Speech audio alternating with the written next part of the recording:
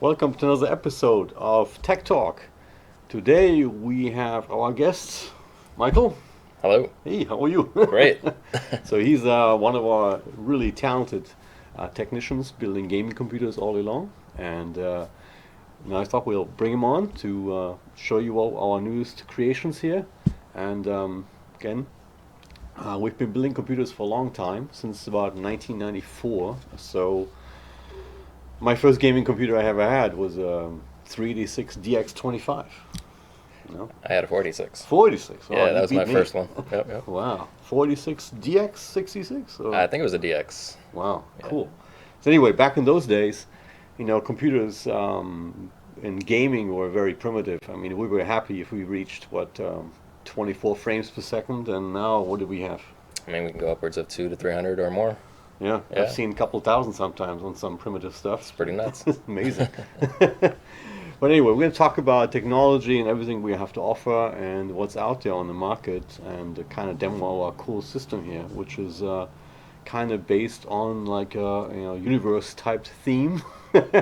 So go ahead, Michael, talk about it a little bit. Yeah, I mean, some gamers like to showcase and some just want function. But we make both at ACT Computers, and this is definitely one of our showcase machines.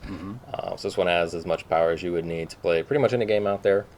It is an i5 13th generation with a 4070 Ti graphics card that can be upgraded, of course, to anything in the future. And it is fully water cooled. So I do triple radiators on most of the machines we make if we aren't air cooling, so to speak. And this one definitely has all the RGB going on. As you can see, the Corsair is using a stack kind of lighting system, whereas they fall down, trickle in. It's pretty cool. Really cool. But you can change all of that, of course, and even the colors. But I like the white to kind of showcase with the aesthetics of the case. Right, it's Yep. beautiful. And then we have the mice here, as you can see, from Glorious. We carry a lot of the Glorious products. They make some really nice keyboards, mechanical keyboards, and mice. You can actually interchange these switches or the caps, the key caps. You can make it any color or switch that you want, basically. Yeah. And we carry those in the store as well.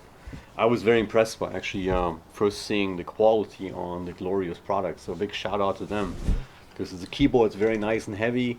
It doesn't fly off when you're having a heavy duty gaming session at night. And the mouse itself is super light. I mean, there is no weight to this thing at all. It's just shy of 70 grams. I think it's like 67 Yeah. grams or something like It's that. amazing. It's surreal. Some gamers like a really lightweight with ceramic feet, basically, for like fast tracking. Right. Yep. All depends on the mouse pad you have, of course. And then also the mouse pad. You can actually get the mouse pad now. What is it? It's a different type of mouse So pad. the one that we carry is like a glass infused. It's called an Elements. So they are kind of hit and miss. Some gamers like them, some gamers hate them, because you will have to clean it more often than a cloth mouse pad, Oh, yeah. because it collects like oils and things like that. does. You just wipe it off with like soap and water. Nothing too crazy. But it's super slick. I mean, it's like, it's glass, right? It's Kinda glass. basically the best possible transition you can get, Right. at least for a gamer, because most people in like a consumer grade won't care too much about all that, but gamers, they love it because fast headshots and things like that if you're playing games. So this one obviously, who designs or who makes this case? So this is a Height. They're a pretty popular brand. They are known for their Y60 model. So it's a little bit wider. It has like a wedge in the front. But this particular one is brand new. It's called the Y40, so it's a slimmer version. I think that it's kind of the perfect case for showcasing. There's a glass side and a glass front, so you can basically show off at any angle. And it's got really decent cooling too, considering it's not an airflow case, so there's like nothing in the front per se, but it still has some on the side here, which brings all the air in if you want to. We have it currently pushing air out, just because the way that the lights are on these NZXT case fans. They're pretty nice. I mean, very illuminated. I think they look pretty sick with this particular case. Really. Yeah. Yep. And you can really showcase in this case, computer case, the creme de la creme video card, which is right in the middle, and that is a 4 series, right? It's a 4070 Ti. 47. So it is an A4090, but I mean, if you want a 4090, we can always throw one in there. They're just not very cheap. But this one is sufficient enough, and I'm actually surprised about the cooling efficiency on these video cards. I mean, I remember we had a couple of years ago when we started getting really high-end video cards in, like they were really piping hot. I mean, it was almost like an oven behind the computer. They still get And, pretty hot, but I mean, they all control thermal, Right. throttle if it gets extremely hot. I think the throttle on most of the 40 series are like upwards of 85 or 90 degrees maximum, 93 Wow. degrees. So if they get to that point, they will automatically throttle down. As we can see right now, it's just idling. The fans aren't even spinning. And even when I saw this machine doing some demo testing, I mean, one fan was spinning, another one kicked in, but really, I haven't really seen it do all three fans. Yeah, if you're doing some heavy duty gaming, it usually will kick in around 60 degrees Celsius. Wow. Anything Amazing. below that, it won't really turn on the fan. So it really only kicks in when you're gaming. Right. Even if you're running like an RTX demo, it doesn't really turn on. Because remember, we built a gaming rig set up for a virtual reality racing simulator, a real racing machine, and that was a dual Titan at the time. Okay. Dual Titans and SLI. Yeah, those aren't cheap. Those are like $1,000 or so each, yeah. That was maybe 3-4 years ago we did that, and they were so hot. I mean, you could not stand behind the machine. It was like an oven door. It's like a space heater. Exactly. Yeah. Really cool machine. So we're also going to talk about, when you build these machines yourself, or we build them every day in our shop, what we see. So Michael sees a lot of problems sometimes when people build their own computer, and of course, just like, everybody starts with something. I built my first machine when I was 12, 13 years old, long time ago, and I was terrified of touching everything because I thought all static will kill everything. And it took me hours to build something. But he's going to talk about some of the issues that he sees when he sees machines coming in that aren't working. So what do you normally see? One of the biggest things I see is just fans being installed incorrectly. A lot of lesser experienced builders will basically have fans going outwards into the case, where they need air coming into the case. So like on a front base computer, they usually have the fan installed like this, where the air is coming out when it needs to be going in. I see that a lot. Now the only reason I have these going out instead of in is because this is air cooled technically, and it's because of the way the lights are on these fans. Some manufacturers actually will give you options where the fans will be on the front pulling air out, or on the back, so to speak, pulling air in. But you'd have to buy them specifically for that function. So those are coming out pretty soon. I actually learned at CES. I think they showed off a bunch of those. They even have some where the fan blades will come out and you can swap them. Oh, So okay. You they're can kind of reverse the like direction. modular fans are kind of coming out now, which is cool. A lot of people don't really care. It's just a fan, but some of the gamers out there, they want that capability. Right. So having advanced fans, even something as simple as a fan, is pretty cool. But yeah, that's a big issue. Is a lot of times they will have fans blowing outwards instead of inwards, and the same thing on the back. It's an exhaust, but they have it blowing air in to the case. So it's kind of like the case is fighting itself with air. But you typically want air going in the front and out the back or tops, So and not airflow. necessarily in or out of the case at the same time. Airflow is very important about computers, as we all know. That's one of the biggest enemies of a processor in a computer is heat. Heat and dust. I've seen that all in the past. I've seen people where they even put the regular computers inside this little cabinet underneath the desk and close the door, and you open up the door and the whole machine is screaming, the fan, because it has no way of exhausting the hot air.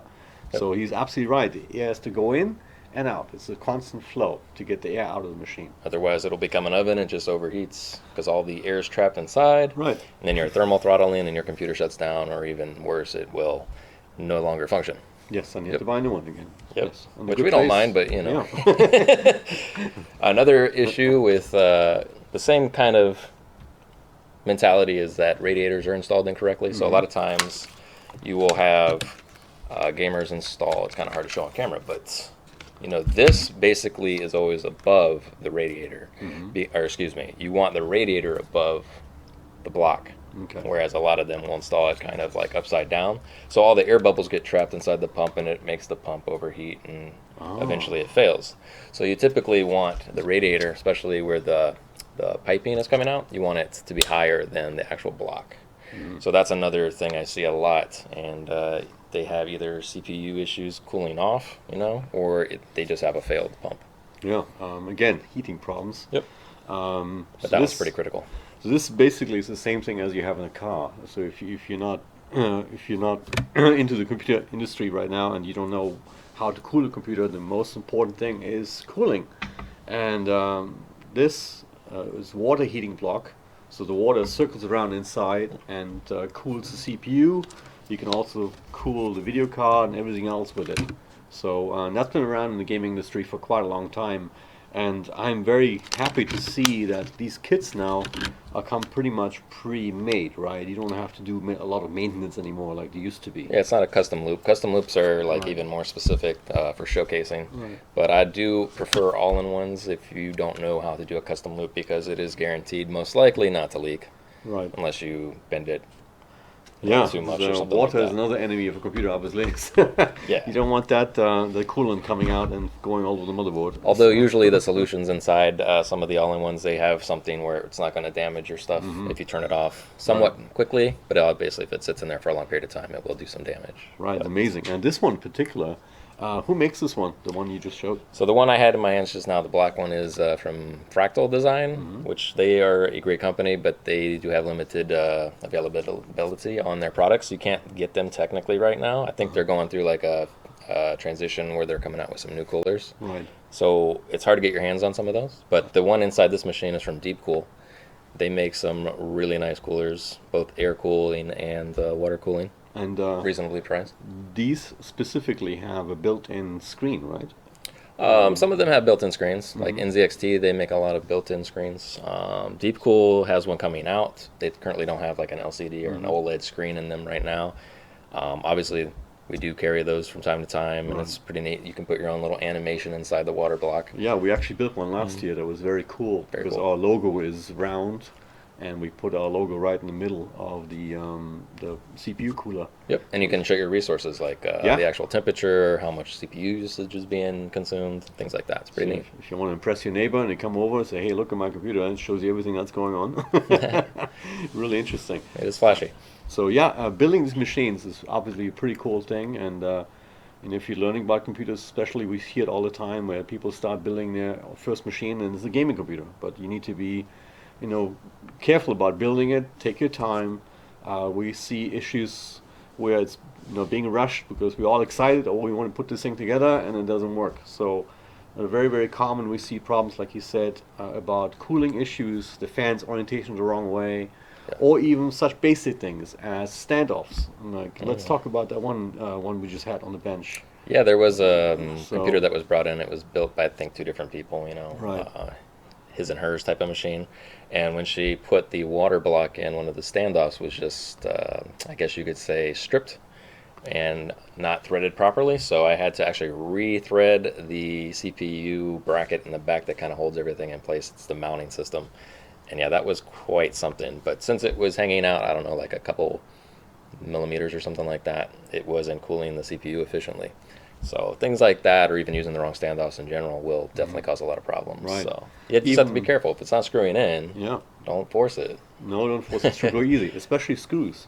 And when it comes to there's fine threaded screws, obviously, and there's coarse threaded screws in computers, and you have to make sure they're matched properly.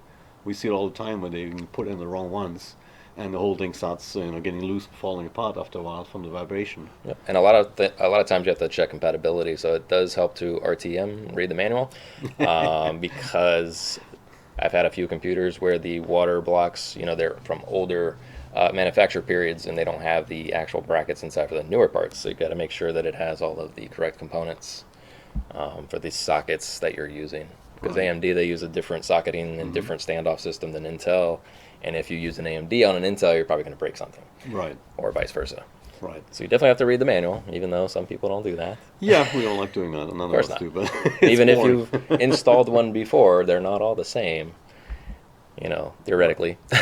Right, So you but, have to make sure you follow the rules. Exactly, Yeah. and mounting everything properly inside the machine. That's you don't want the cable management is most important. This is where Michael does such an excellent job, because once your machine is built, you really shouldn't be seeing like a cable salad, I call it, inside the machine.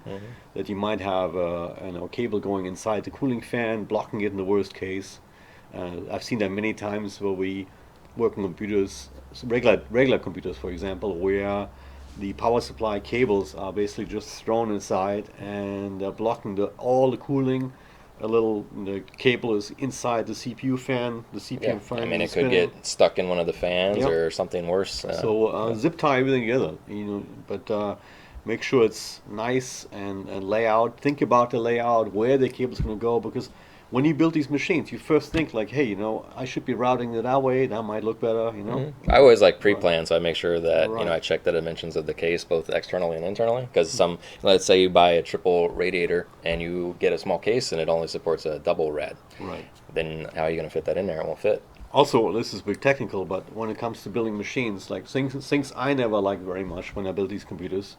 I mean, I've been building machines since the 286 days, when we had AT cases, and we had to screw everything in manually like serial ports and stuff like that. But nowadays, there's still some stuff on these motherboards that I kind of think needs to be improved. And what I don't like very much, and you've probably seen this too, is that I see sometimes a lot of damaged USB headers on the motherboard, especially the USB 3 headers. On the back?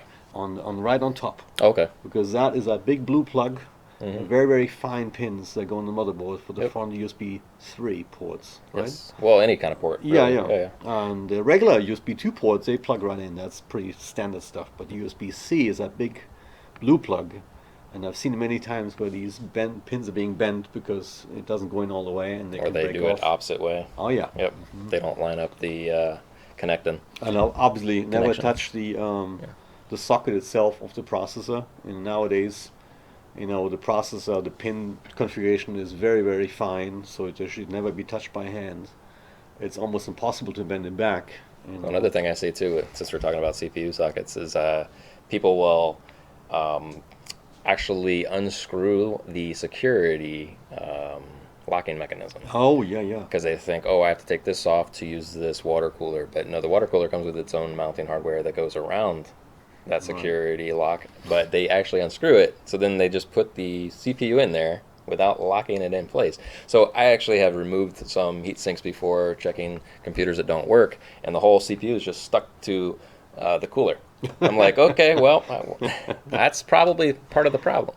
So yeah, you don't ever remove the security mechanism on a motherboard, like ever. So definitely don't do that. That's a big no-no. And don't bend pins. I mean, the old days we were able to bend the pins back when they were still out there on the regular Pentiums.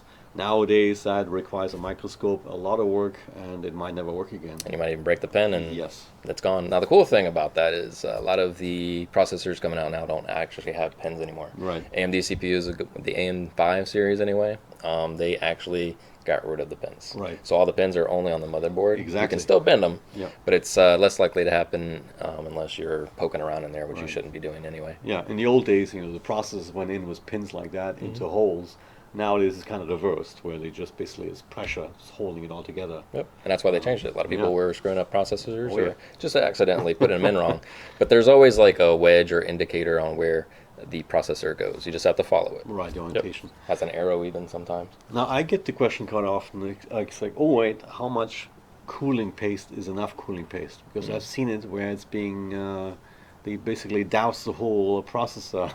Yes. And it's too much. So- There's a method of too little, too much. One thing I like to do is just put, I guess you would say, less than a dime size in the Okay. middle.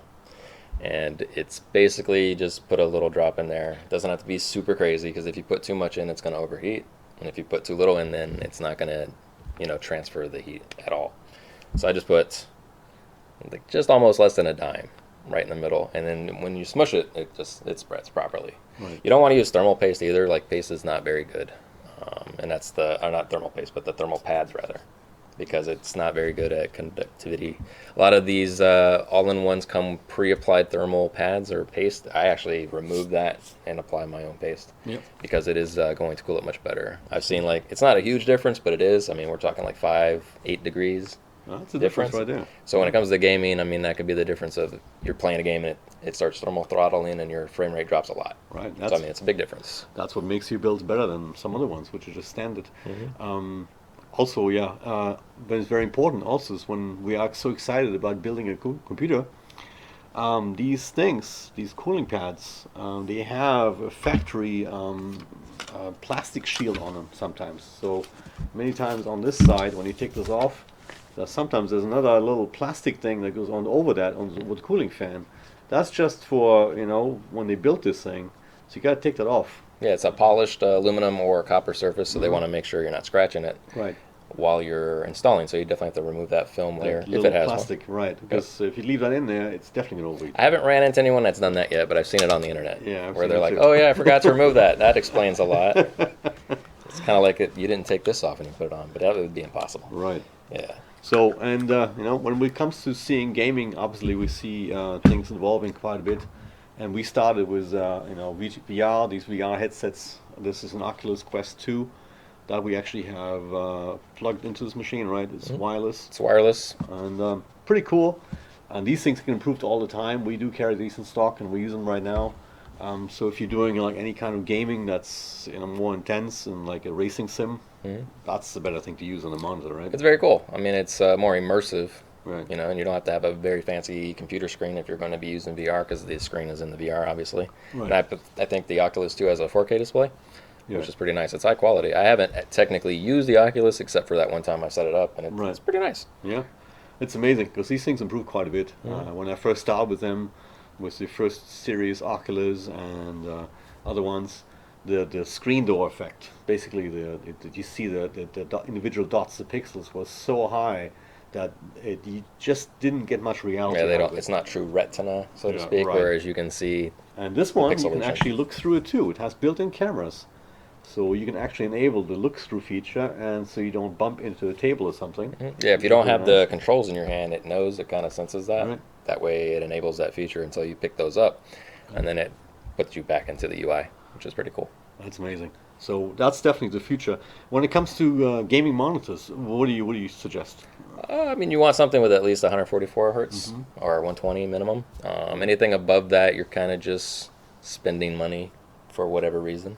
I mean, they have displays coming out pretty soon that are going to be upwards of 360 or 500 hertz. Yes, I saw But that. keep in mind, if you don't have a very good graphics card, you're not going to hit that refresh rate anyway, because that means the hertz is basically the frames per second. Yeah, exactly. So if you have a computer with like a 2080 and it can only do 200 frames per second per se, and you have a 500 hertz screen, it's kind of wasting money. Right. Now, it's future-proof because as you upgrade your components inside, your graphics card for sure, you do have the ability to hit that refresh rate in the future. But at the human eye can only see so much, you know what I mean? That's what I'm wondering. Yeah. How much we can actually notice once people move past It's 200? diminishing return is what I call it, because once you reach a certain point, you don't really see it. Now, there's people out there that are like, yeah, I can see the difference. Right. Okay. Yeah. It's like audiophiles, they think that the whole world's different through different headsets. Especially 4K. 4K, when monitors first came around, people jumped on them and they realized, oh my God, I bought a 27-inch 4K monitor, which is not a good size for a 4K monitor. It should be at least like a 30, 32 to really get the pixel density out of it. Yeah, if you get like a 4K, or not a 4K, but if you get a very large screen, like a 34-inch and it's 1080 or 1440, you can definitely see the screen door effect, the pixelation a little bit different if you're close up to it. Right. Yeah, and the fonts might be a little distorted too. That's the biggest thing I've noticed. Like if you're doing graphic design, you want a 4K screen anywhere above like 32 inches. Right. Yep. Right. Otherwise, you'll see problems. And I think they're coming out with like 8K screens now. Yeah, they already are. Pretty ridiculous. LG has a couple of them out there already. But yeah, it's amazing. We also started carrying the curved screens, right? Yeah. Those are really neat. The curved screens are great. There's some things with curved screens though, like they won't be technically OLED, although OLEDs are now rolling out, I think, where they are curved because, let's say, viewing angles on IPS, so to speak, is better than like a older TA or VA panel. And but you get deeper blacks, so like it's a trade-off, right? Curved screens have deeper blacks, whereas a IPS screen has better viewing angles. Right. So the refresh rates are better on a curved screen technically because it's a different style panel. But gamers typically buy the curved screens because they want to run multiple programs. It's not so much that they're actually using that real estate to play a game, because it's actually harder. Like esports gamers, they want smaller screens because it's easier to see everything in a smaller screen, a smaller space. Oh, Like getting I didn't know headshots. that. Because if you have a really big screen and you're like a hardcore gamer, you have to do this. You have look to around, yeah. and it will get to your neck, and you'll miss a lot of shots because you're looking. You get the massage over first yeah. before you start playing the game. If Huh? you're looking over here, you can't see what's going on over here. So they Wow. use like 24-inch screens or Right. 25-inch. It's very rare they use 27 or higher. Wow. Plus, they have better refresh rates on the smaller screens. Wow. And they cost less. It's amazing. I mean, Kind of. I'm following some of the gaming scenes too, and coming from the started gaming in the early '80s with my Commodore 64 and stuff like that. Everything was very primitive. And I see nowadays we actually see a resurgence of retro games coming around. So, people are actually buying old monitors again, like old Triniton monitors, regular tube monitors are in high demand right now. I didn't know about that. Yeah, because you have to imagine the old monitors, they actually displayed the old graphics much better because they didn't have the sharpness to them. Things Right. looked more blurry. Also, the refresh rate was much higher. It's like a lower res type of thing. So, if you are plugging in an old computer into like a modern LCD screen, it doesn't look very good. You're like, oh my God, this is how that used to play on. No, it actually looked better in the days because it was a little blurry. It was better, translated. So is that like a retro thing? Or what do Exactly. they classify that as? Retro, yeah. Retro, yeah. Or legacy? We're actually playing with that too. But anyway, we're getting to the end of our show here. I'd like to say thank you to Edgar with WRPB Studios and Michael, my technician here, for doing an awesome job. And hopefully you join us too. And thank If you you have very any much. questions, just hit me up at our email. I think we'll supply it in the description. Yes, yeah. Our email is info@actcomp.us. Or give us a call. Give us a call at 772-567-7888, and we're also posting this on YouTube, TikTok, and a lot of other places. Thank you so much for watching. Till next time. Bye-bye.